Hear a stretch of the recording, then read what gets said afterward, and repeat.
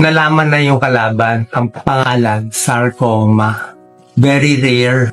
Pero yung ganitong sarcoma nagtatago na very aggressive, very big, na inipit na ang liver, ang inferior vena cava, naipit pa yung puso ko. Kaya siya rare because galing sa nerve. Tsaka wala kaming diet. Tsaka hindi lang yun, nagtago. Salbahe. Diba, hindi ko sabihin salbahe. So, nagtago siya. Malaki. So, pag doon anytime will die, dito siguro we'll see. Pero ako kahit ano naman mabuhay, hindi mabuhay, okay na sa akin. At least, sabi ko sa inyo, hindi ako nasistumali. Saan ko nakuha to? Think ko stress.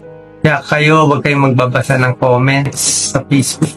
Na-stress ako sa mga bashers. Kahit konti na na-stress ako. Na-stress ako kasi hindi tunay lahat ng sinasabi.